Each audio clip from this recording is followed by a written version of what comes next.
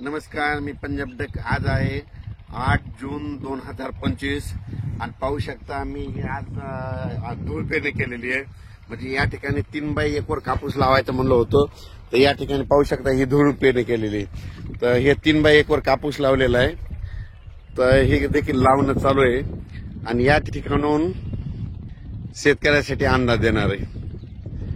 तर राज्यातल्या सर्व शेतकऱ्यांना सांगू इच्छितो की आज आम्ही काय केलं, म्हणजे 8 जूनला या ठिकाणी धूळ पेरणी केलेली आहे. पाहू शकता हे गावाच्या बाजूचं रान आहे आणि हे आमचं शेत आहे आणि या गावाच्या बाजूच्या शेतामध्ये धूळ पेरणी केली. या ठिकाणून महाराष्ट्रातल्या शेतकऱ्याला अंदाज देणार आहे. राज्यातल्या शेतकऱ्याला सांगू इच्छितो की राज्यामध्ये म्हणजे आज 8 जून 9 जून पर्यंत भाग बदलत पाऊस पडणार आहे. पण आज आणि उद्या एवढा काही जास्त पडणार नाही.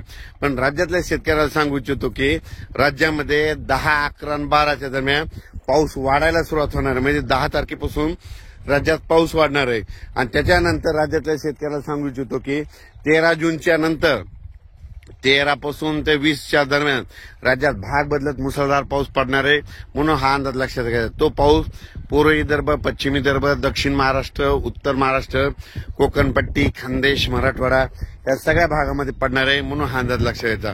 पण राज्यातल्या सर्व शेतकऱ्याला सांगू इच्छितो की राज्यामध्ये म्हणजे आज 8 जून, 9 जून आणि 10 जूनच्या दरम्यान म्हणजे एवढं काही पावसाचं वातावरण नाही. पण राज्यात मात्र 11, 12च्या दरम्यान राज्यात परत पाऊस वाढणार आहे. म्हणून हा अंदाज लक्षात घ्यायचा.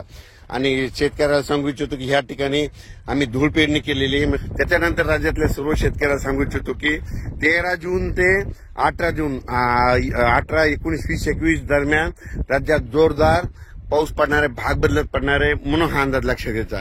यापर्यंत आम्हाला कापूस लावलेला आहे आणि या ठिकाणी आता लगेच 10 तारखेला पेरणी देखील करायची. तर हे असं शेत एकदम तयार करून ठेवलेलं आहे.